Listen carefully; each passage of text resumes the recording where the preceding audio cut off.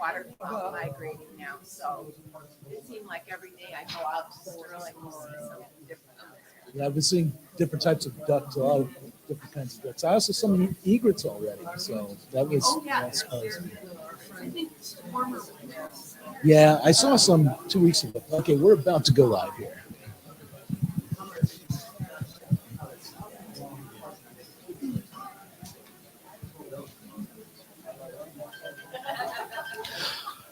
Hello, everyone. I'm Lester Graham with Michigan Radio. How are you today? Okay, so I wanted to give you a couple of ground rules, if I may, before we start. So there's a large audience watching this online as well, and so we're going to ask you not to go down the center aisle. If you need to go out for some reason, please go out the side door and come back in that way, but don't cross in front of the camera, which is directly in the middle here, so that will be helpful. We're going to have a lot of fun here, and I want to introduce you to Laura Davis, who's with Stateside. Hello, everybody. Am I on? I'm not on, Bob. Now am I on? Aha! Hello, everybody. Thank you for coming out. I think we have varying level of birders here. I'm probably just like the birder who's picking the bird seed below the feeder. I'm just a backyard birder, but I am obsessed with the birds that come through, and I have been talking to Lester for years about his birding photography, which you will see. This is all Lester's work that's scrolling through. I know, exactly. And he's completely humble about it, but he is a great photographer. And we've been talking about our love of the birds that we pass and see for years. And I think Suzanne and Steve, who have organized this event, thanks to them, this is happening. They picked up on the fact that we were into this and knew that there were all of you who were into birds too. So thanks for being a bird nerd with us. One of the main things we wanted to do was invite a couple of experts to come and infuse some real knowledge into this, because this is all just about, Lester, how we feel like birds look. And I think there's probably a room full of experts. I know, I do too. I've already met a few of you, and I am very appreciative to have your knowledge in the room. We are going to open it up later for questions, and I actually think it might turn into me just asking you questions about birds, but either way, we'll make sure we get to comments also from online. If you want to submit your questions online, Steve will make sure that you get your questions as well. But first, we're going to have a bit of a conversation with the folks that we've brought here today, and then we'll eventually open it up to the room. Sound good? Great. Okay, so with me today is April Campbell. She's a retired MD. She lives in Ann Arbor. She's the founder of BIPOC Birders of Michigan, and she partners with Detroit Audubon in that capacity. So welcome to April. And if you listen to Stateside, you've also heard April on there recently. We have lots of Aprils on the team. April hosting, April guesting, so. And then Ava Landgraf is a new face to me, so it's nice to meet Ava. She's a conservation and research coordinator with Detroit Audubon. So welcome to Ava. My first question, and maybe this is a softball, but I think all of us have the story of like how we fell in love with birds, or when birds really started speaking to us and why we started following them. For me, it was my grandparents and their million bird feeders out in their backyard, and them explaining to me who was who and what their calls were. That's where it started for me. I hope that you guys each have fun stories that you'll share it later as well with that. But I wanted to hear from you too, because birders are now your life. Being birders is your life. So how did you first fall in love with birds and make this something that you chose to care more about? April? Okay, I have to get used to this. There we go. Yeah, perfect. You've got it. I got it. All right. Well, I'm from Connecticut originally, and I grew up on what was an old dairy farm. And our home was behind a state park. So we had no neighbors. There was a huge barn on the property, which I absolutely adored.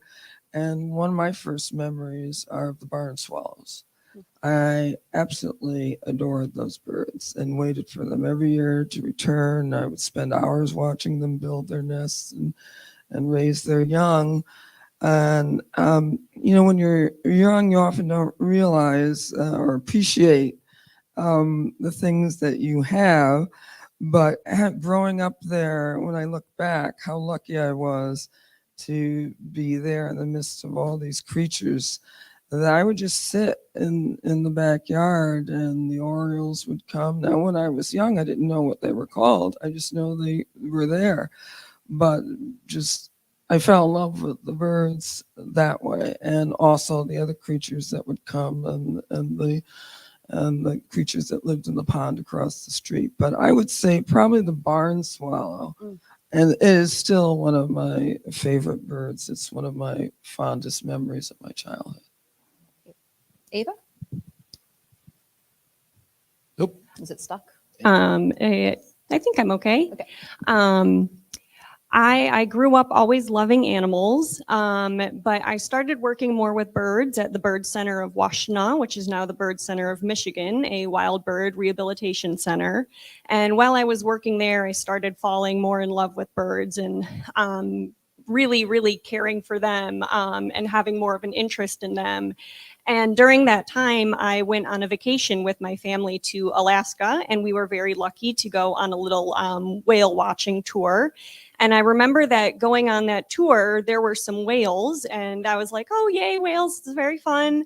But I was way more captivated by the puffins that were flying around. And the puffins are they're very stout and round, and it was storming, and the puffins were just bobbing on the waves like little boats, and they were flying with their wings beating so fast. And I was just enamored with the puffins, and I was really much more into them than the whales. And that's when I was like, I think I should just go into birds for a career, and I think that's going to be my life.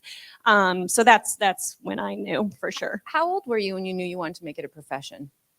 I knew since I was little that I wanted to work with animals, and around that age, I was probably maybe 21 or something when I had that puffin experience that made it birds. Yeah.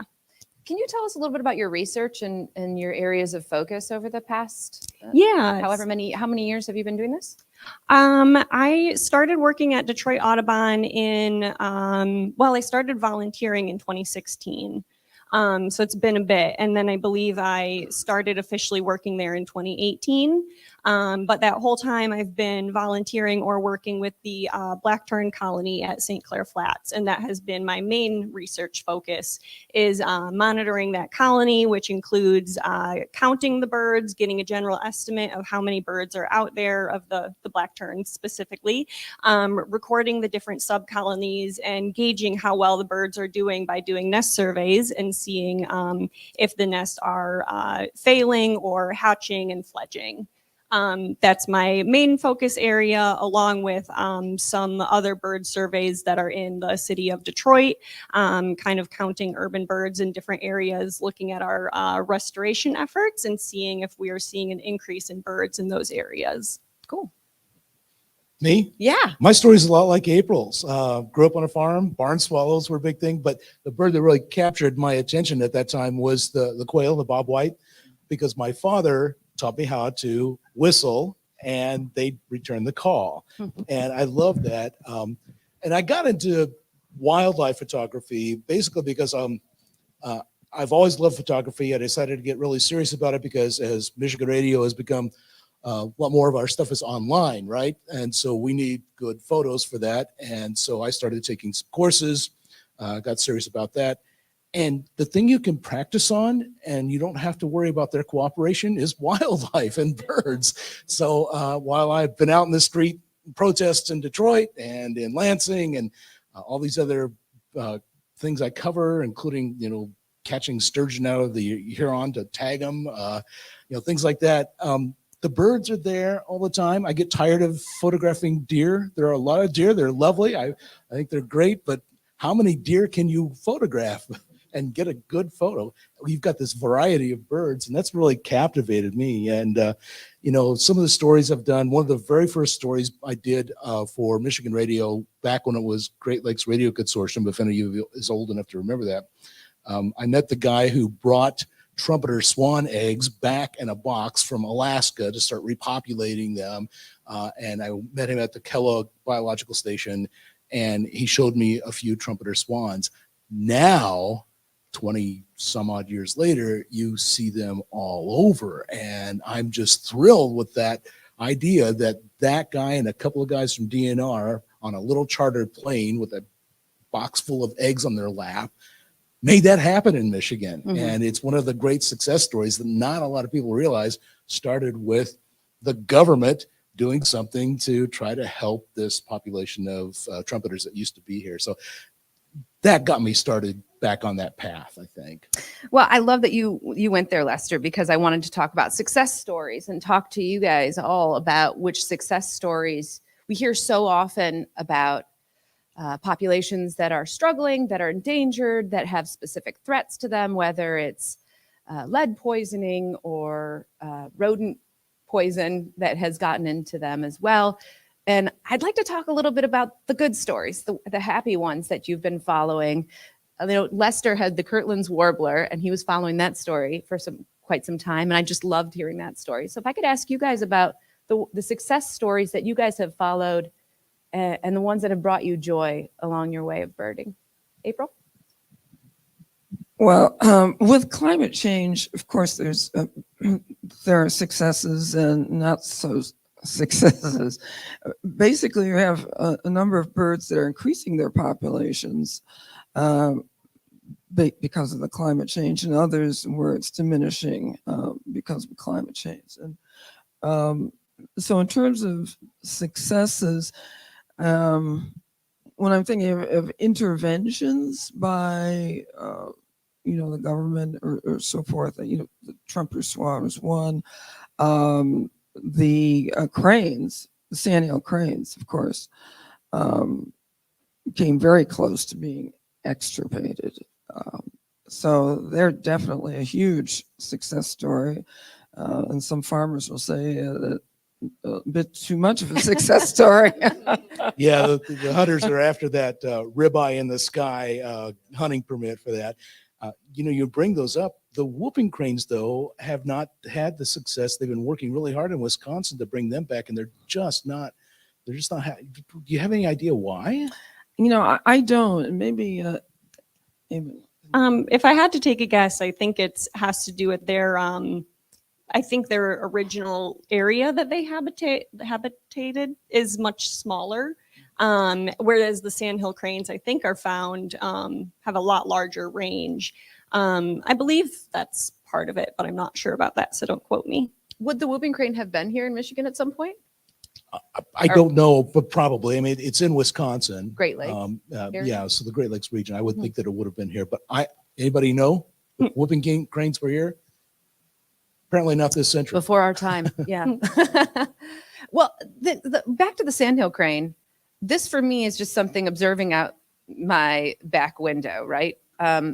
Because I don't think I ever saw one in person until maybe 7 years ago. And then it was my backyard, And I thought that it was always that they just migrated through a specific region of south, sort of like the south central part of the state, and that I was always missing it. When did those populations really bounce back to where I'm now seeing them in backyards? They've been, let's see, it's been about 20 years, I would say. Yeah. And actually, what I'm finding is a lot of these cranes are no longer migrating. They're just staying. And is that a climate change thing? They're just staying in Michigan. And I went down to Boscdale Apache to do some photography there. And there were a number of people from around the country getting pictures of these sandhill cranes. And they were just all over the moon about sandhill cranes. And to me, it was like bringing coals to Newcastle, Oh, yeah. So the snow geese were my thing. But yeah, they've rebounded very nicely. And it's been about 20 years. Now, of course, protecting them from hunting has been one point.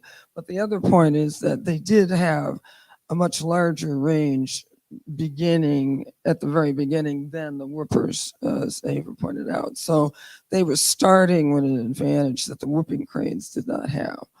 Now, the whooping crane population has increased. I mean, when I was young, I remember they said the whooper would be no longer around. I think they were down to something ridiculously low, like 30 individuals or something. So compared to what that was years ago, their numbers have come up, and they do come through. You will see them. They're all banded, and you'll see the colorful little tags.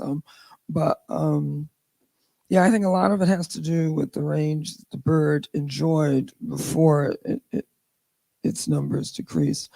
But habitat loss is still a major, major problem, well, especially the grassland birds, and that's something we're still working hard to try to change. Eva, let's talk about other success stories. What are some of the birds that jump out to you that you're just happy that to hear that their populations are healthier maybe than they were some period of time ago? Yeah, so I have two that come to my mind. And the first one that I thought of was the ring-necked pheasants in Detroit. And I like that story because it really was not purposeful. It was a little bit more of an accident. But those birds have been amazing and just adapted to the Detroit landscape and have made it their home and seem to have very healthy populations. And now people in kind of northern Michigan are looking at Detroit and they're wondering, like, why does Detroit have better numbers than places up here? And so people haven't really figured it out, but the pheasants have figured it out and they are doing well. And I think that those pheasants, they're really one of those spark birds for a lot of people because they're so gorgeous and they wander around people's backyards and they wake up people in the morning because they go on a little hill and they craw and they crow and all of that. So a lot of people are really inspired by them. Even though they're not native birds, they're definitely not invasive. They're not causing any issues. You know, they're just inspiring people. So I think that they're really special. Not everyone's inspired. I have cousins, they're a long time Detroiters, and I remember visiting my cousin some years ago when I first moved to Ann Arbor, and he was lamenting, "Those daggone birds making that noise in the morning, waking me up," you know.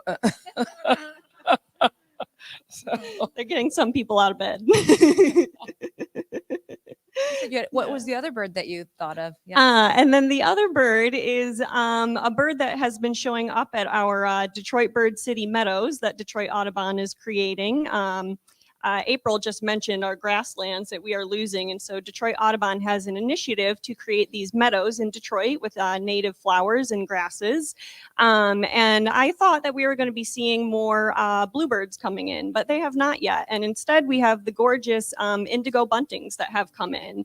And we were very excited when we had a male indigo bunting that was sitting up atop a catalpa tree, sycamore tree, sorry. And was singing up there, constantly singing every day, all day. And then the next year we had two of them. And then this most recent year, we confirmed that we had them nesting in the area. It was very exciting to see the female would be flying into the brush and then flying out into the meadow and then back into the brush and then back into the meadow. And I believe that she was picking insects out of the meadow and then going into the brushy area where the nest was and feeding her babies. And then we saw the fledglings once they fledged. It was very special. We saw them kind of dancing around the meadow area, two of them. So a huge, huge success with one of our projects in Detroit. That's great. Lester, before we change subject, I wanted to ask you about what you have discovered in your reporting about piping plovers. Yeah. So I've been wanting to do this story for a long time, and I'm going to tell a story of my news director on this. I wanted to go out last year to check on the piping plovers, talk to the rangers, the U.S. Fish and Wildlife Service folks, the DNR folks about these birds, because it was a pretty good year after the high water caused a lot of havoc for piping plover reproduction. They only nest on these rocky beaches, and Michigan has most of them in the Great Lakes. And he was like, "I don't think people will be that interested in it." I said, "Look, I've got vacation coming up. I'm going to go do the story. I'm going to put it on the air. Then we'll see what you think." That story went bonkers. And I loved doing it. And it was worth the vacation time. It was a vacation in itself. And that little bird did really well last year. We're seeing a lot of them this year. Some of them are popping up, are expected to pop up where they did last year, which was greater coverage. So I think, I think the population was up to 272 last year, and that's from 70 birds, just a couple of decades ago. So we're seeing some increase after a long stagnant period. And I hope we see some more. And there's, for the first time in a long time, they were spotted on all 5 Great Lakes, which is wonderful, even though most of them are in Michigan because, we have these great beaches. I think the goal is to get to 200 nesting pairs. They're wanting to actually, let's see if I'm trying to remember the numbers now. Let's see, I'm old and I don't remember things well. I think they're looking for 250. They've got 270, but that's just the bare minimum. Right. And they're looking for something over 300 pairs. Right. So we'll have to see how it goes, but they'll feel like they have a success then, and maybe it's another bird that can, go from endangered to threatened. Right. So we'll see. That's just a bird that makes me feel very squishy inside because they're so cute. Oh my gosh, those chicks are just 2 sticks in a ball of fluff. They're really cute. And also just knowing and hearing about their migration and how they come back and they partner for life, I guess you could say, or they find long-term mates, and those 2 birds fly to completely different winter locations. And remember, there was a pair in Chicago that you guys followed that story about the piping plovers that decided to make a nest in the middle of Chicago. And the city and birders went to pretty great lengths to protect them. They got a few emergency ordinances in place, I think, to protect them. But they were the female was going to Florida and the male was going to Texas. And they somehow would come back to Chicago within a day or 2 of each other. Yeah, it was kind of amazing, right? Unfortunately, but they have such a tough journey. And so when they come back and they find each other, it makes me feel kind of emotional because it's a really beautiful process. And I'm not sure, what factors they're facing that make their journeys harder now. Maybe you guys could talk about. Well, before you go, Oh, yes, please. I want to tell you, let's not overemphasize how wonderful these birds are because they're terrible parents. Oh, are they? Tell me why. Why do you consider? As soon as it's like just a few days after the chicks are hatched, mom bolts. She's out of here. And then not too long after that, dad bolts. And the birds are out there, the chicks are out there trying to find what they can in the sand until they fledge and, get old enough to where they can take off. But yeah, they're on their own. So yeah, let's not over romanticize. No, I will, because they're just too cute. What are the factors that migrating birds are facing that are making their migration more difficult? And we've seen such a push to have, I guess I would say there are local and state governments that have desired to increase the amount of milkweed we see in order to help pollinators and butterflies make their journey. Are there things like that happening for birds that are migrating where people and governments are really considering the landscape as climate change affects the landscape that will help these migratory birds? Do we know? Yeah, so one of the huge factors is light pollution, because so many birds use the moon and the stars, along with a lot of other factors, to map out their migration and find their way. And so when we have super tall, brightly lit buildings, that confuses the birds. It mixes up with the stars and the moon, with the light that comes from them. There are scenarios where if the light is bright enough, the birds will end up circling the building or the skyscraper for a really long time.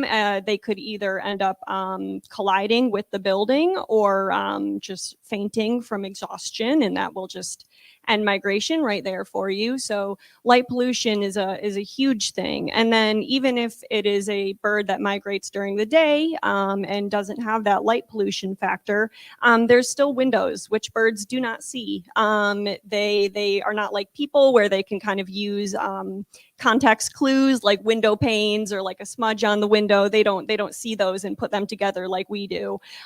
So they will run right into windows. And even if a bird, unfortunately, I'm sorry to say, even if they do fly away after that experience, it doesn't mean that they're going to make it. Usually they still have some damage in the head, some swelling, and they might end up dying from that. So those windows and light pollution are just a a huge factor during migration that's affecting a lot of birds. And they don't have to be the skyscrapers either. I mean, there's a judicial building in Ypsilanti, it's Washtenaw County, and birds hit that thing all the time because it's mirrored. And so when the birds take off, they think it's sky and they bang into it. You can go on their parking lot at just about any time during the spring and summer and fall and find dead birds on the ground below. And one of the things that Wayne State University has done with one of their new buildings, they're using these really pretty decals on the windows. They look like trees, like three-story trees. At my house, we put little leaves that are clearly seen to birds, but not that obtrusive to humans. And so we can see out our windows, that's fine. We've got these little leaf decals all over, but the birds don't hit the windows any longer like they did when I first moved there. So there are things that people can do if they just will do them. Well, we're not going to stop using windows, but we can turn off lights pretty easily. Are there major cities that have really taken it upon them, especially during migration, to ask people or enforce that lights are turned off throughout a city? Yeah, there are a couple cities, Cleveland, and that have passed ordinances for the lights and have also passed ordinances for any new buildings. I believe Maryland just passed something as well. And it's kind of a two-part problem that we're dealing with here, with the light being one factor and the windows being another factor, and both of them really need to be addressed. I think Chicago's tackling that problem too. They have a terrible problem because they're right on the lake. Right. And all those tall buildings, it's been a terrible problem. So when people like Audubon started counting the birds every day and reporting them to the city, suddenly it became a big story, and they've started considering, okay, what can we do? What can we mandate without, causing these buildings great expense? So they're working on it. Now, at my house, the method I use, I used parachute cord. Oh. Now, the human eye will adjust to things so that you no longer see them. And people will tell you that have floaters, such as myself, I don't see those floaters anymore. And it's the same is true with things on your window. You get used to it and you just don't see it anymore. So parachute cord, they run down the window on the outside as they're spaced 4 inches apart. They move slightly in the wind, and I don't see those cords any longer. I have had not one single bird strike to those windows since installing that, using that method. I've tried to get my neighbors to do similar things, but the people's aesthetic, they believe that, I'll be looking at cord. Well, no, but if you don't want to do the cord, there's also a kaleidotape. Yeah, there is a Kaleidoscape film is a great option, and Feather Friendly Dots is another one. And if you want to install some of these window retrofits, like April has done a great job with, you can definitely contact Detroit Audubon. We are happy to help anybody with making their windows bird safe. I wanted to ask you a little bit about how you've seen bird populations. Well, we talked a little bit about pheasants having good population in the city. Anybody else seen a turkey in the suburbs or in the city where they didn't see them before? Yeah, lots of turkeys, which tells me a couple things. They're having some habitat loss that's pushing them into places maybe they weren't comfortable before, but also that they're finding ways to live in places that maybe we wouldn't expect that they'd be comfortable. What do we know about birds that are successful, like the pheasant or the turkey? Are we seeing lots of movement and change and adaptation with other populations of birds as their habitat potentially is affected? April? Well, the animals that tend to do best are animals that can adapt and are generalists. Any animal that's restricted to a very limited range or a very limited food source, think panda and, what they eat. I mean, if that were to disappear, the panda would die.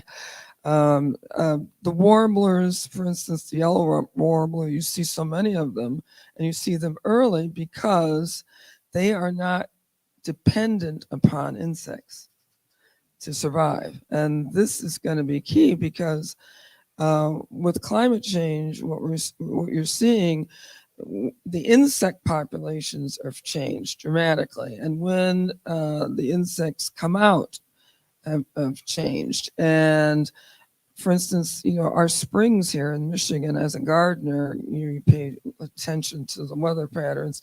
They've become wetter, they've become colder for longer, and that delays the insects coming out, upon which a number of birds are entirely dependent upon, and that includes most of the warblers.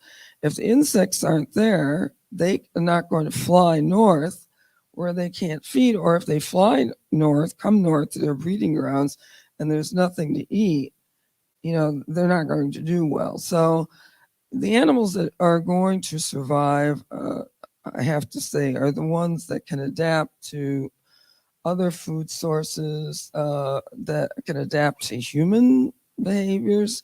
That's why the house sparrow is so tremendously successful. The same way with the turkeys. What is the turkey eating in my backyard, for goodness sake? They'll eat just about anything. They're not, and they love bird feeders. They're attracted to bird feeders. But your specialist animals, birds, are in for a lot of heartache. And the insect populations are vital, and it's all tied together. This is one of my big things I tried to encourage people: do not use insecticides. I'm a gardener. I grow melons. I grow cantaloupe and watermelon in my yard. I do not use a single pesticide. And I had 17-pound watermelons in my raised beds in Ann Arbor. All right?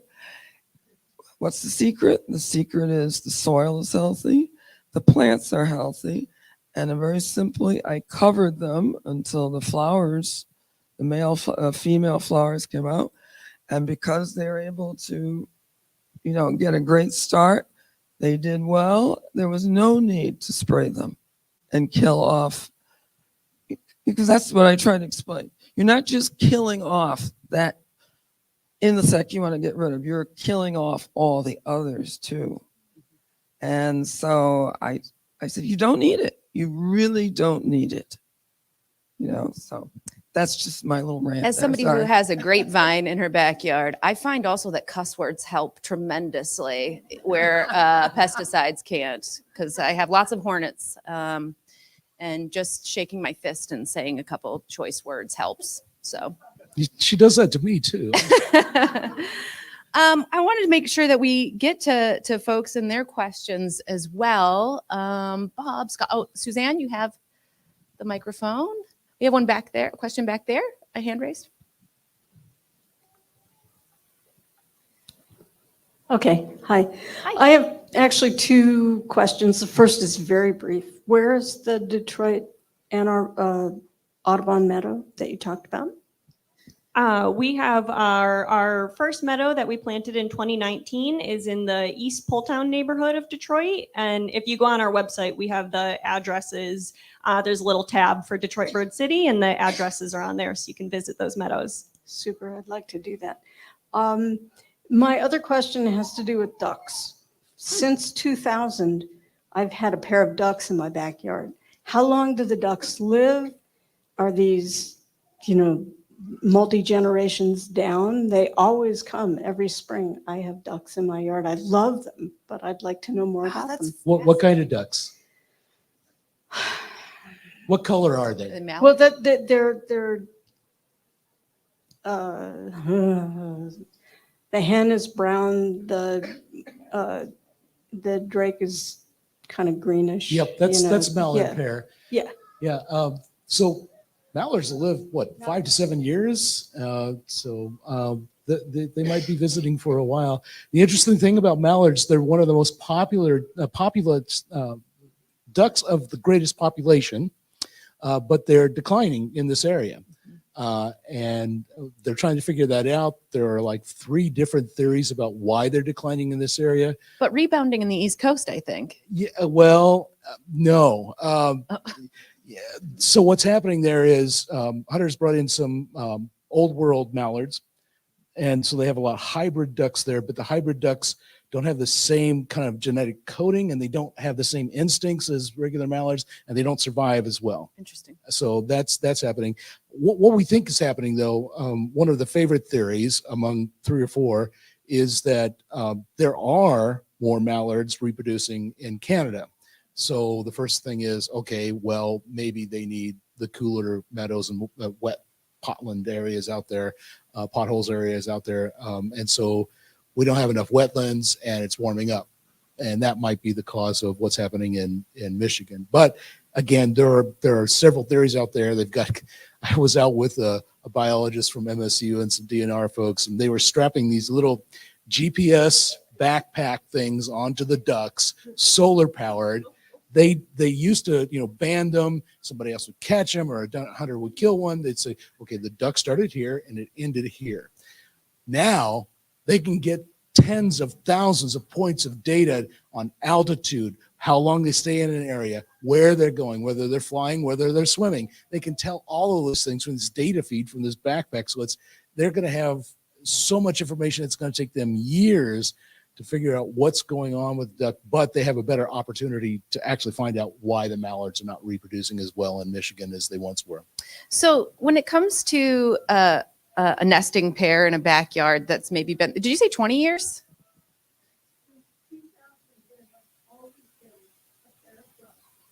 So assuming they are not the same ones, multi-generational, Is that what happens? Is it multi-generational where the current mallards would maybe be related to the ones that were originally there?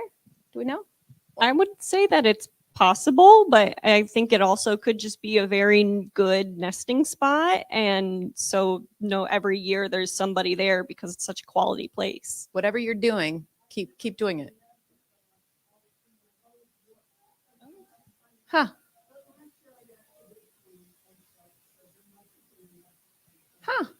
That's so fun.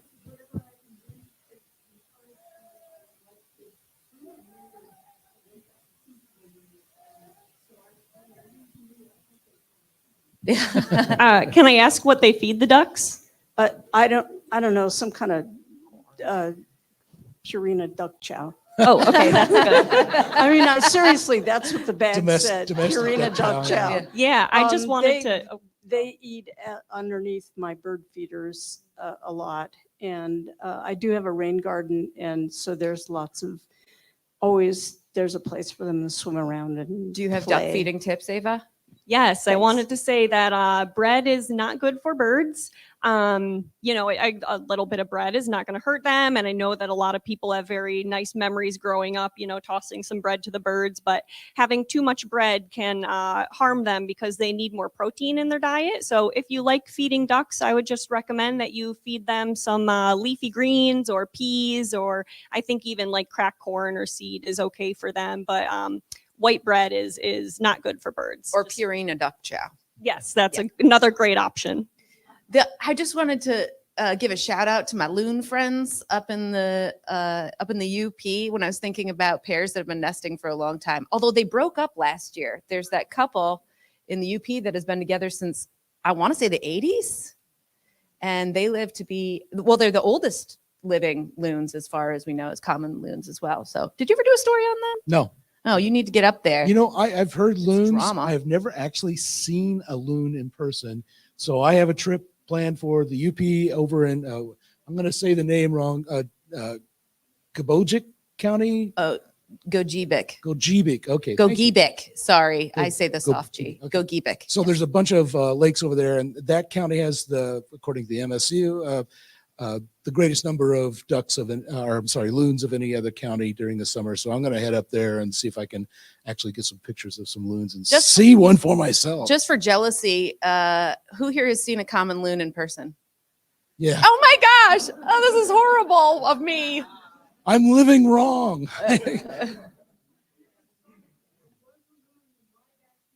Oh. I just need to go to her house. Yeah, She's right. got all the birds. I was all the stunned. waterfowl. I woke up and I heard this call and I knew it was a loon call. How did it take off? I thought it needed water I to never take off. saw it. I don't know. But, you know, as Another I said, loon I came, have this its little mate came rain and picked it garden. up and took it to the sky. You know, in Ann Arbor. Of That's all places, amazing. a loon. So it Cool. was weird. They had some common loons at Kensington Metro Park this year. I guess they have a couple that's on the way up north every year, but several wildlife photographers I know got pictures of them. These birds are like the northern lights. I'm the only person who doesn't see them. Suzanne, you have a question from online? We sure do. Cool. And yes, if you are tuning in online, please submit your questions and we will make sure we get to them. Can you discuss invasive species and how to address them? I'm assuming invasive species of birds and not of bugs that they may be feeding on or something like that. So what are the invasive species that come to mind? I mean, I know that sparrows and things that we enjoy in our backyard are essentially an invasive species, but how do you view them? Because they're still our bird friends. Well, the house sparrow is perhaps the most famous. Finches as well, right? They're also, I thought house finch was invasive. House sparrow. House sparrow. Okay, Yeah, just house sparrow. house sparrow. Thank you. The house finches are native. Native. Okay. But you know, the distinction between what's native and what's non-native, it gets back to well, when does something become native? Okay, I mean, the house sparrow's been in this country for what are we going about, 125 years or so? So how long is it going to take before the house sparrow becomes native? And it's not the only bird that destroys other birds' nests. We have plenty of native birds that do exactly that. So I am not inclined to, you know, put birds into these categories because, for one, the house sparrow didn't get here by itself. I mean, someone brought the house sparrow and let it. They wanted all the birds that were mentioned in Shakespeare's works to be here in the United States, and this crazy gentleman let them loose. So it's not the house sparrow's fault that it's here. It's simply taking advantage of the landscape as any other creature would, including ourselves. So, but here's where I think it makes a difference. When you're trying to, for instance, increase the numbers of a more native species, or shall I put it that way, such as the bluebird, and you want to get the bluebird numbers up, then the house sparrow issue becomes important. And there are things you can do to mitigate house sparrow destruction of nests. And one of them is to monitor boxes. Another is to make sure that the boxes are placed in the appropriate area. House sparrows are very particular requirements, like most birds. They don't like the smaller nest boxes that the bluebirds don't have a problem with. They don't like the bluebirds can nest in boxes that aren't very deep. And the house sparrows prefer the deeper boxes. So I have them in my yard. I stop feeding, for instance, the birds in my yard this time of year because that diminishes. Anytime I see a house sparrow trying to utilize any of my nest boxes, I go out and clean out whatever nest they've put in there. Or if the migrants aren't in yet, I simply keep the nest box door open, and the house sparrows will find some other place to go. But so that's, I don't like to categorize things as invasive. We have a lot of, the species of birds and plants and so forth. The colonists brought over all manner of plants here to replicate what they ate and used in Europe. And the dandelion is, if you want to get technical, is not native. Okay, but I don't, apart from, lawn maniacs, you don't see people mounting a war against the dandelion. So, it can get a little tricky. I prefer to look at these birds as, they're here. How do we deal with them? Where they are now, what is the best way to manage them? And the birds that we do have that are struggling, how do we prevent species like the house sparrow that are extraordinarily successful from harming the other birds' numbers? And I don't like to categorize birds as good, bad, invasive, non-invasive. That's April, I so want you to spend 10 minutes with my wife to talk about starlings. She's just going nuts about the starlings in the yard. Yes, Suzanne? So, question about things that are dangerous to birds. What do we know about wind turbines and all the wind turbine fields we have in mid-Michigan? Yeah, the wind turbines are an issue, but I like to point out, if you look at a chart of things that are detrimental to birds, the huge thing, of course, is habitat loss. And then after habitat loss, we have cats, and then windows, and then cars, chemicals, pesticides, and then all tiny at the bottom are like the wind turbines. So we have a lot bigger issues that are more important to address before we worry too much about the wind turbines. And cats are one of the biggest things. And I am an inveterate feline lover all my entire life, but my cats do not go outside, and they don't need to go outside. Domestic cats can be perfectly happy in your home. So when I hear people tell me, well, the cat's going to be is happier if it's outside, that's rubbish. You're in charge of your pet. Okay, it's feline domesticus. These are not panthers. Okay. All right. So yes, cats do an extraordinary amount. Cats to me are the supreme apex predator. They are, for me, the most incredible creature on the planet. They have everything. They have the speed, the sight, the claws. They're extraordinary creatures, and birds don't have a chance with them. Yeah, and even if there's people will put bells on the collars, or I've even seen this fancy bib thing that you can put on the cats, but cats are too good of hunters. It doesn't matter. They can still walk silently. Especially right now, we have fledglings on the ground, which are young birds that are out of the nest but can't yet fly, don't really know what they're doing, and so they kind of just sit around and wait for their parents to feed them. And those are super easy prey for any cat, even a cat that doesn't even have any teeth anymore, or anything like that. Even if you think that your cat is not hunting, if it sees a fledgling, it's going to go after it. So it's really important, especially in this time, to keep your cats inside. One quick thing about the turbines you mentioned, 35, 40 years ago when we first started placing them, the only thing on their mind was, where can we get the most wind? They found out that gets them in trouble. People are going to start complaining about the very issue you bring up. So they are now, by some cases, state government insistence, and in other cases, just dealing with the fact that we don't want this bad press, are being a lot more careful about where they locate turbines. And they've learned over the last few decades what causes more collisions than less collisions. So I think they're always going to be a problem in that way, but how many birds do you think we've killed because of coal-fired power plants?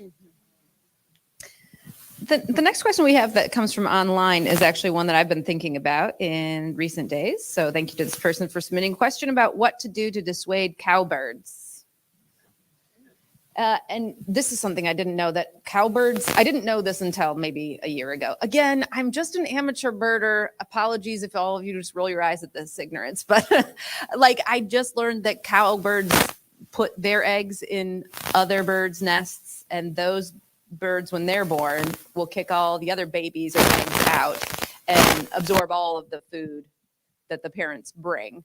And this is the problem, right? I'm gonna step out here and say cowbirds are one of my favorite birds.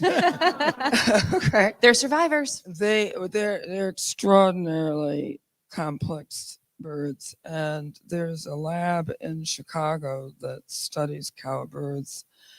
And I don't know if anyone's ever wondered how it is a cowbird can lay an egg and say a sparrow's nest or whatever, and that baby is raised by a different species, and yet that bird becomes a cowbird and knows it's a cowbird.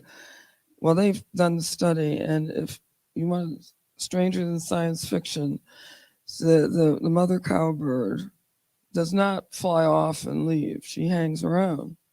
And when the cowbird baby is old enough, she makes a call that unlocks a part in the baby cowbird's brain. It switches on to I am a cowbird. Now, is that wild or what? Yeah. Okay, now how many of us can do that? All right, but that's what she does. And cowbirds, they're fascinating birds. They have fascinating vocalizations and behaviors. And the birds are entirely unable to defend against cowbirds. For instance, the yellow warbler has a call. It's one of the few birds that has developed a cowbird warning call. And the yellow warbler will make this call when a cowbird female is looking for nests. And all of the birds in the area will recognize that call, hasten back to their nests and plop on their eggs. Okay? And the yellow warbler will also build its nest over the cowbird egg. So if a cowbird lays an egg there, it will build a nest over the egg. And sometimes you'll have yellow warbler nests are this high because they keep building over. And of course, robins recognize cowbird eggs and nudge them out. So our native birds, they know about cowbirds. They've had to exist with them. So I don't think there's really much to do about cowbirds with the Kirtland's warblers, because the Kirtland warblers' numbers were so low. The cowbird parasitism was really doing a number, and they had to deal with that. But now, that is not really much of an issue anymore. Yeah, at home, I don't know if there's anything you can do about cowbirds, but I know that the cowbirds do thrive in edge habitat.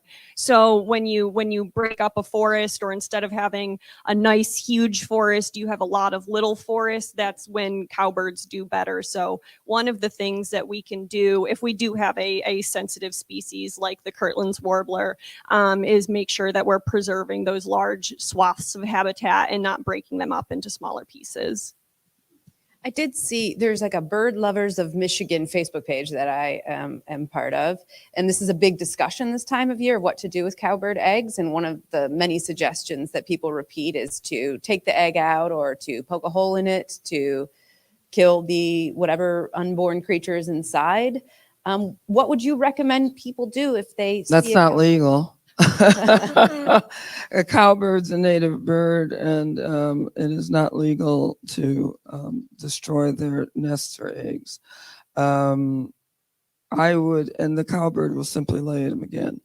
And one thing that cowbirds will do, and some call this sort of the mafia mentality, if you destroy their eggs, they will go about and destroy this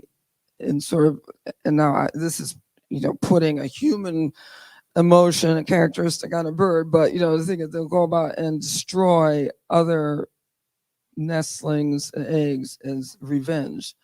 But the big issue here is that it is not legal to touch cowbird eggs.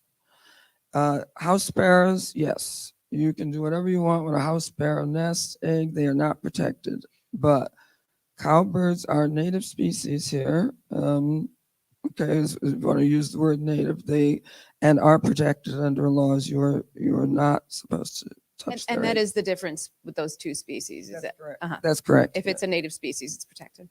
That's correct. It's Suzanne. What is the number one thing an 11-year-old can do to help birds? That is an awesome question. I love that.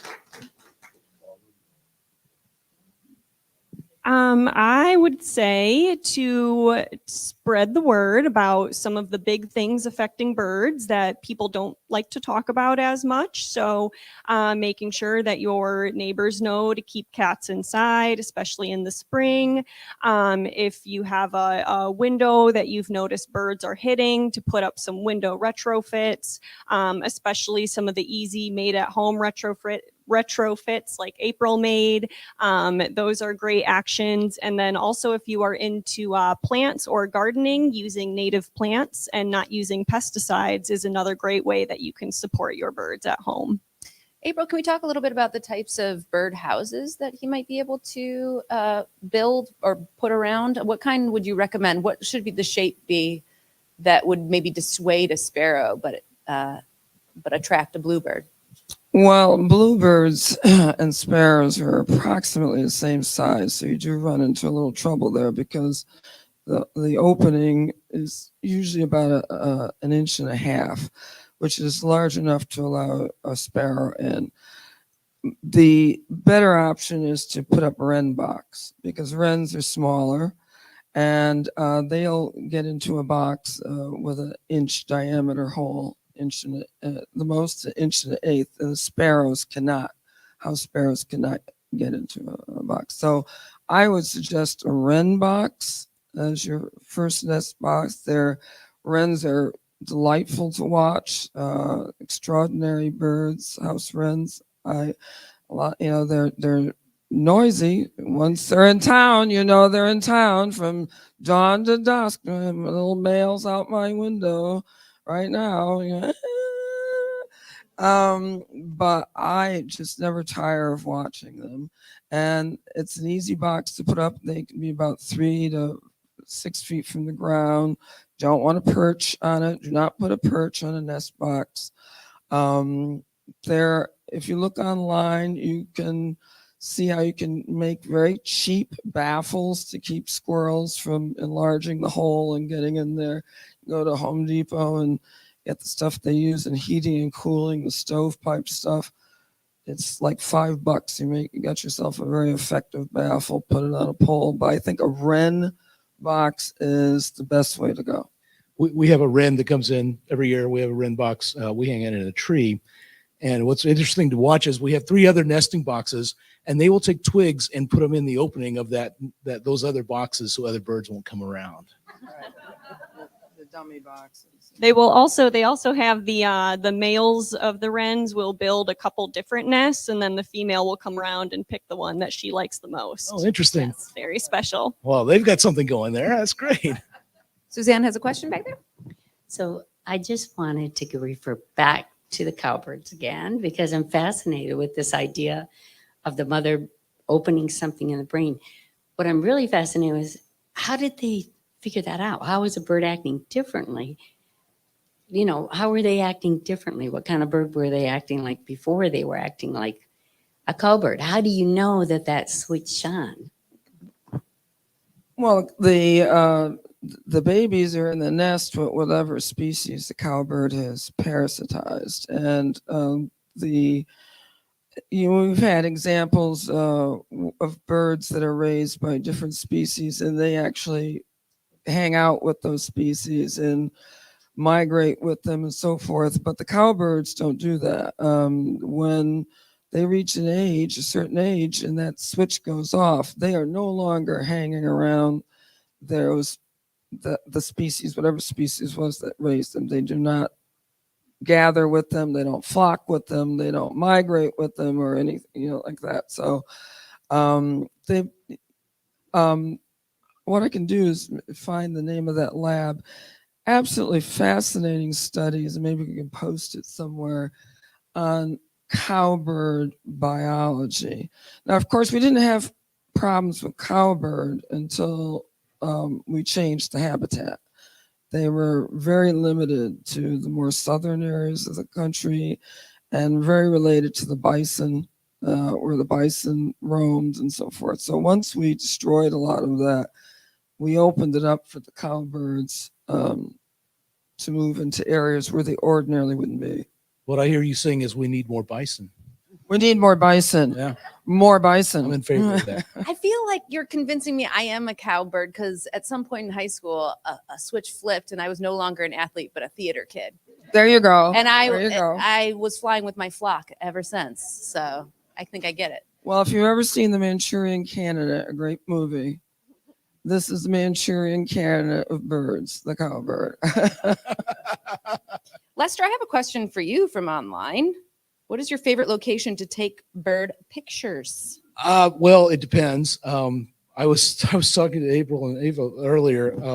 If it's dead winter and I am bored and I can't find any wildlife to shoot, or I don't want to sit out in a cold spot for hours on end waiting for something, I'll go to Kensington Metro Park because it's like shooting fish in a barrel. You take your camera and, you know, people feed them all the time. So they come around you, they get really close. You can get these great up close pictures of, titmouses and chickadees, and cardinals, and just, a lot of woodpeckers, downy woodpeckers and so forth, nuthatches. They'll just gather around you. It's really easy. I took my daughter there for the first time. She lives in St. Louis, Missouri. Took her this or late winter, I guess, and she was fascinated. Hold your hand out. She's like, what? Hold your hand out. And so she had a little bit of birdseed, and it was, a minute and a half. The first birds started hitting their hand. She was just fascinated by that. So Has everybody here had the opportunity So- to make it to Kensington Metro Park at some point? I know those birds are pretty smart. They know that we want to feed them. but I feel like I'm cheating when I go there to take photos. So I only do it when I'm really bored in the middle of winter. Otherwise, I try to hit a lot of different places, marshland, wetlands, woodlands lately. I found a nature conservancy site that has owls and pileated woodpeckers, which I've not seen a lot of those before. So I've been hitting that place to try to get more pictures of those. It depends. I go up north a lot.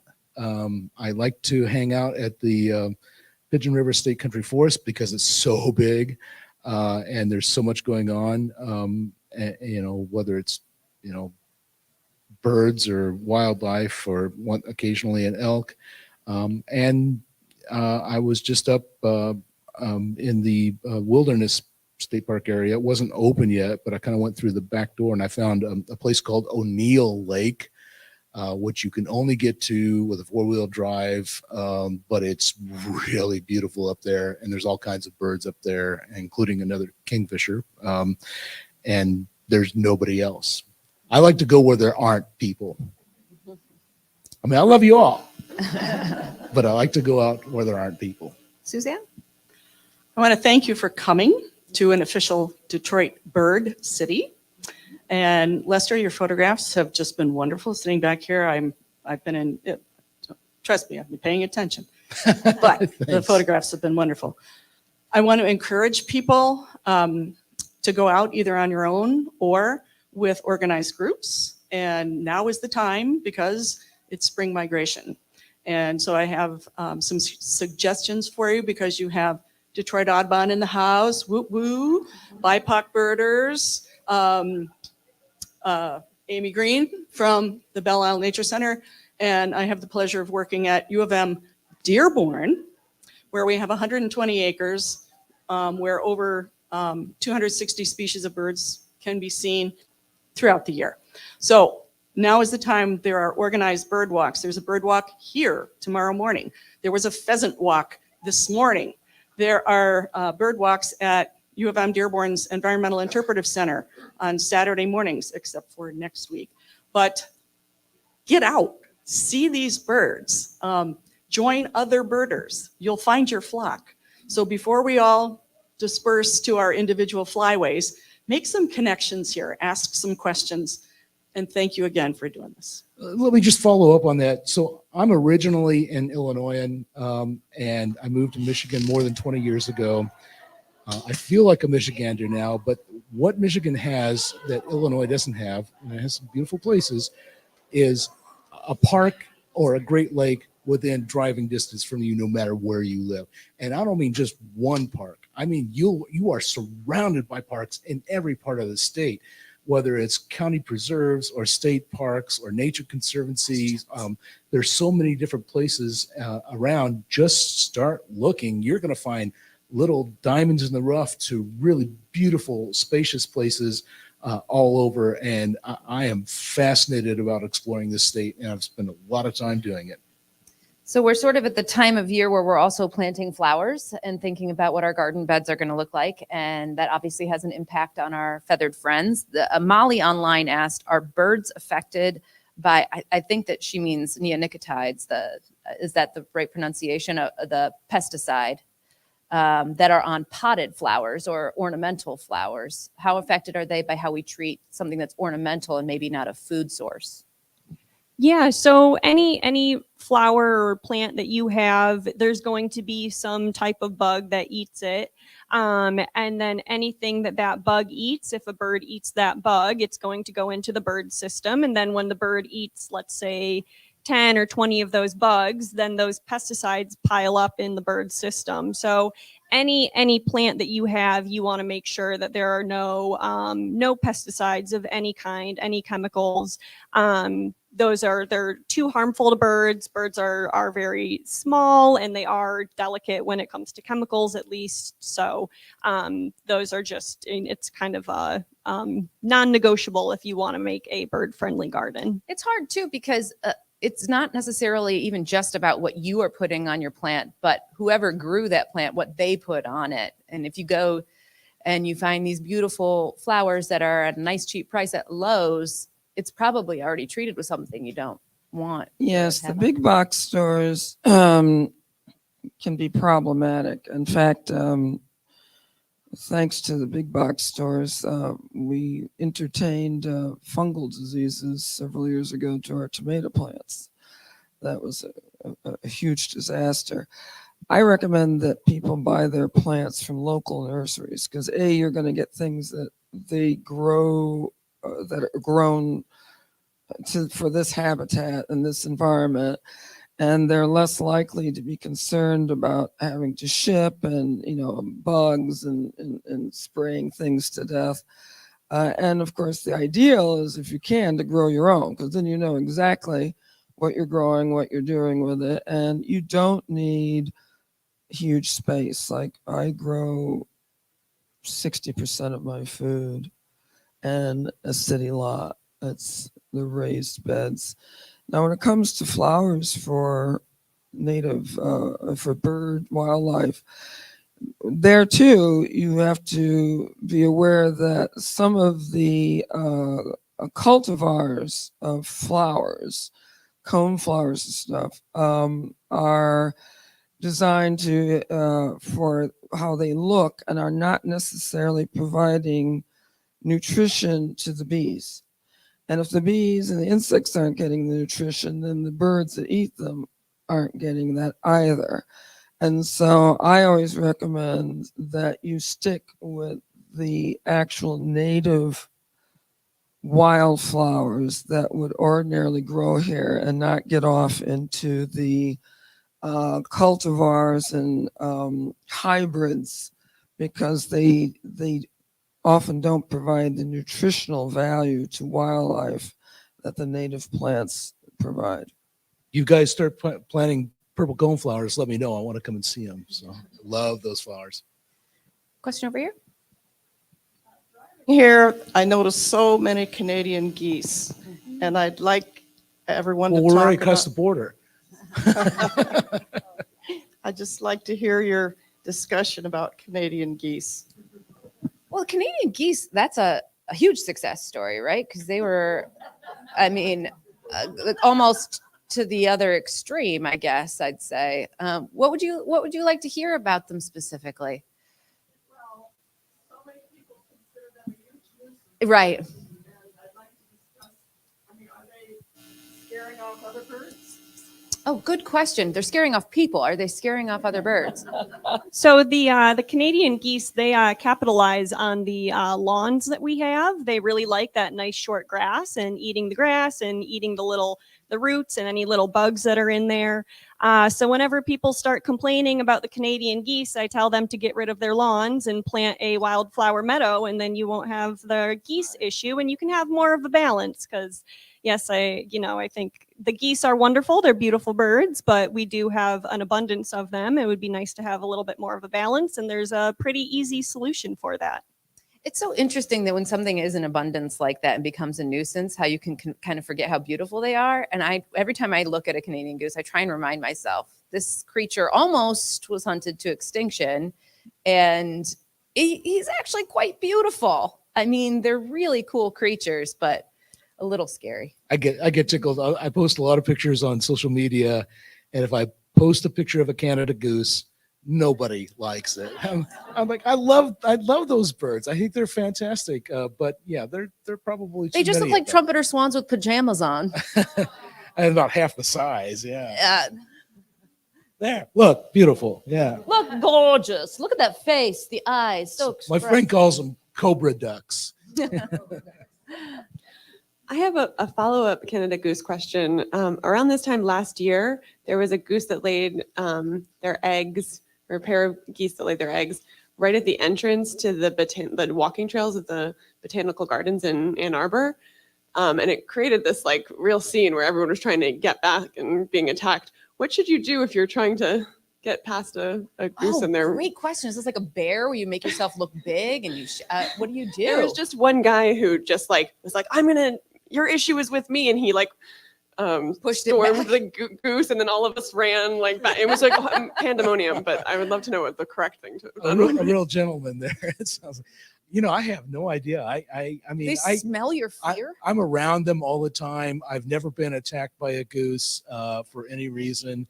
The only thing I have to worry about geese is what's on the bottom of my shoes when I get done. So Well, they can be very aggressive, especially in nesting period. I had a friend that was attacked while riding his bicycle by not one, but two. wow. It literally flew into him deliberately and knocked him off his bicycle, and he was injured very badly. They can be tough birds. This week, a friend of mine posted a photo, and an eagle was coming down, and the geese, instead of scattering, were jumping up toward the eagle to intimidate it, to leave them alone. They won't back down. I mean, not easily. You know, you don't want to get between them and water, and you always want to allow the bird an escape route. But if they're nesting and protecting a nest, the best thing to do is to get the hell away from the nest. I mean, go in a different entrance or so. I mean, because they're just doing, protecting their eggs. So Sometime within the past week, I was sitting in the living room with my kids, and there was I assume a male and a female walking across the street towards my yard, and the kids thought it was so cool, and I was like, "Stay inside, protect yourselves. You just observe them from in here. You're safest right here." We have a few more minutes. We could probably get to another couple questions. Yeah. Just real quick, do you have any information on where we're at with the bats? Oh, from the white nose syndrome. a bat question, I love it. That's adjacent to a bird question. I like this curveball. Yeah. You want to go ahead, April? Yeah, I love every creature that everyone hates. So that includes bats. We brought up the wind turbine earlier, and although they're not having as much effect on birds, they are having a dramatic effect on bats. Interesting. The bat populations have plummeted. They're predicting that the little brown bat that at one time was the most numerous bat, numbered in the millions in this country, may become extinct in the next 20 years. The white nose syndrome is an absolutely horrific disease. It wipes out the bats, particularly bats that use hibernacula.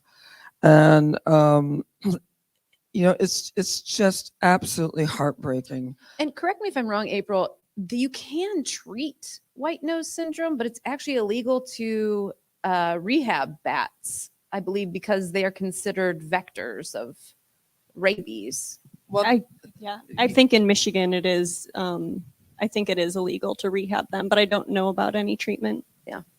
There's no treatment for it yet. However, I recently saw an article in one of the bat publications I get saying that they may have found a possible vaccine. They're hopeful. But you'd have to be able to treat them. Yeah, the problem with bats, of course, is that they only have one or at most two babies a year. They're very slow breeders. This disease was present in Europe, and so the bats, it wiped out the bats in Europe. We're talking millennia ago, and it's taken this long for the bats to recover in Europe. That gives you an idea how long it takes for bat populations to recover. But they have in Europe, and the disease there is, there's an interaction between the bats and the disease, and it doesn't wipe them out. It was brought over here from Europe. My colleague Kelly House at Bridge, Michigan, just did a story just a few weeks ago about one of the dams, I think it's owned by Consumers Energy, has inside a population of brown bats or Indiana bats, I forget which, and they are not touched by white nose syndrome. And so the researchers are now looking at saying, okay, what makes this different? What is it about this enclosure in this dam that makes it okay for bats and they haven't been infected by, and it could be just isolation, but they're trying to figure out what's going on here, and is this going to be part of the answer to help save bats in North America? Right. They believe that the disease was brought in by spelunkers. Yes, that's what the theory is. Right. And, closing off these caves, the hibernaculars, so that, people can't just go in there willy-nilly is very important. But I absolutely adore bats. They are the most species of mammals.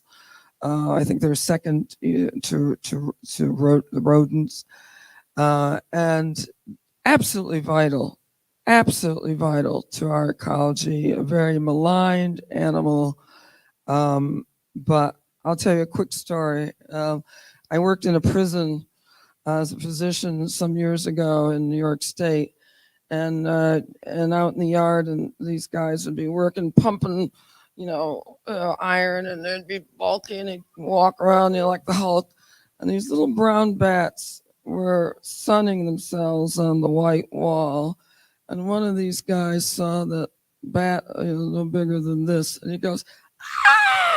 And you want to see a bunch of muscle-bound men run, screaming throughout a yard. I'm like, okay, but yeah, that's my funny bat story.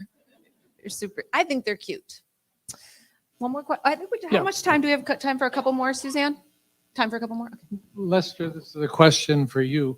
What device, we've been blessed with your pictures. What type of camera or lens are you What's your using? rig? Yeah, I anticipated this question. He brought it with him. Actually, April and I used nearly the same gear for this is a Nikon D850. It's got a 200-500 millimeter lens, which I got because it's cheaper than the other lenses that go to 500 millimeters. And I have found that that's been pretty handy for most situations. I've got other cameras that I use, but that's the one I use the most for wildlife. You're not using your cell phone. Sometimes, seriously, sometimes. If I don't have anything else and the animal's close enough, I can get away with it on occasion. Thanks. And forget about it. But I have a question about in the neighborhood. Our next door neighbor, many of our neighbors have their lawns treated regularly. I know. So, well, maybe you could come over and talk to them because I'm intimidated. What do you do? Anything? I mean, that's a cultural thing. It's a culture shift. Yeah. Yep. It's happening, and a lot of it's been changing because the nitrogen problem has been a big thing, and so they're starting to crack down on that. But it's affecting pollinators of all kinds. It's of course affecting the birds because of that. The only thing you can do is to keep pounding on your lawmakers' doors, whether it's city, county, or state, and say, you have to do something about this. This is causing a vast destruction of all of these animals. And this is just the beginning, because it goes on up the chain. I mean, you just have to pound on doors to get something to change. It's interesting. My husband and I have slowly been turning our yard into a pollinator garden, trying to get rid of a grass, partly because mowing, he didn't want to mow for a couple hours a night, multiple times a week. And a couple of things have changed within me for that change. The first is that I look at a green carpet of grass and I think that's boring. You know, it just looks like an awfully non-diverse option for your yard. The other is that nobody stops to take pictures in front of their yards, but people stop and take pictures of their kids in front of our yard all the time, which I love, because we have butterflies and we have bees and we have sunflowers and we have birds. And I think it's just going to have to it's got to be an internal shift where people see the beauty in the diversity of a yard as something they want, rather than the perfect grass carpet. So I don't know how to address that or convince somebody other than to see it for themselves in somebody else's yard. Yeah, I want to say people are not going to change until they care about something. And so I think the first step is just getting your neighbors to care a little bit more about birds and pollinators. So, you know, maybe a little birding walk around the neighborhood, or sharing some of the beauty of the flowers. And I think using that, you know, asking them and getting them to care about something, and then, you know, they might care enough to make that change. Grass is really hard to keep alive and make it look good too. It's an incredible amount of work. And maybe you could just convince somebody, like, you can save yourself some sweat and heartache and money by turning it to clover or putting in flowers. Oh yeah, your water bell. My goodness, the water bell. Yeah. Yeah. Yeah, excuse me. I was interested in, sorry, in herons and egrets. What is going on with their populations in Michigan? Great question. Do you know anything about heron or egret population? It's I- a symbol of Audubon. I mean, like. Oh yes, the egret. I am not sure about their populations. I believe so. I know that duck populations are doing well, because a lot of the Michigan hunters have put in a lot of time and money to preserve duck habitat so that they are still able to hunt the ducks. So duck populations are up and the wetlands are well preserved. And so I would think that leads to our herons and egrets doing well as well. I can't tell you about hard numbers. Okay. I don't know that. I don't have that answer. But I do know that if you go to a wetland where there are ducks, there are almost always great blue herons and often egrets. And if you really want to see a lot of them, go to the Shiawassee National Wildlife Refuge and their 6-mile drive. And you'll see more egrets than you've ever seen in your life, and a whole bunch of eagles and great blue herons as well. And if you're lucky, you know, a black cap night heron here and there, or something like that, something different. I have time for one more question. Thank you. When I grew up in the 1960s and 70s, there was never a predatory bird anywhere. I grew up on the margin of a very small town next to the country, and I'm admiring all of Lester's shots of eagles and osprey and owls. And anyway, maybe we can talk a little bit about what's happened there. Yeah, I think that's a great question, because I think that the bald eagle story has been so well reported. How about other? There's a downside to this too. We want to talk about too. Yeah, the bald eagles are doing well. They are having problems from other areas now. Ospreys did make a cut. I mean, a lot of this happened when we rid ourselves of DDT. And for those of us old enough to remember that pesticide and the horrific things it did to the bird population. It's also still in the environment in fish. Yes, yes, it hasn't left us. Some raptors are doing well, others not so well. The kestrel population has shown a marked decrease, and they're not sure why. The peregrine in the urban areas, in particular, you see peregrine falcons now. They were also very close to being lost because of pesticides. Cooper's hawks are breeding more in southeastern Michigan, in your backyard, coming to a bird feeder near you. Red-shouldered hawks are starting to bounce back a little bit too. They're still in trouble, but the big problem though is red-tailed hawks, for example, are plentiful. They're everywhere. Sharp-shinned hawks are also pretty plentiful, and they prey on songbirds. And songbirds are having a heck of a time right now. Their populations are down dramatically. Part of it is due to these predator birds that have become more common. But I still love to see them.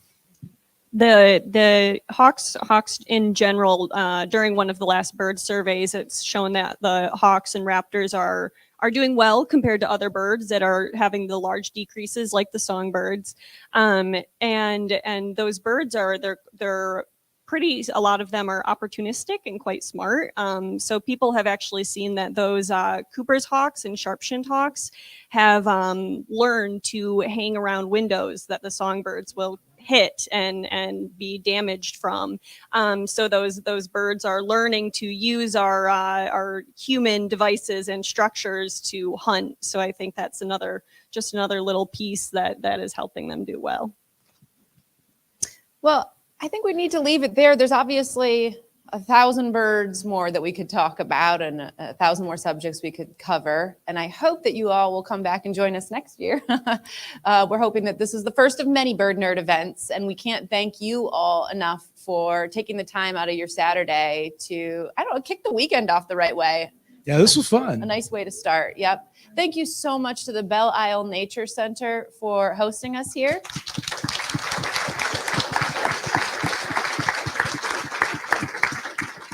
And I hope that some of you can also get out to enjoy the island and maybe see some beautiful birds yourselves before you leave. Thank you to Ava and April, who were just fantastic. Thank you. Great time. Thank you. And of course, Lester and his photography. I had to twist his arm and convince him that it was beautiful enough. But most of all, thanks to you guys. I really appreciate you. And everybody online, thank you for signing on and joining the conversation as well. I hope to see you all back here again. Thank you, guys. Appreciate it.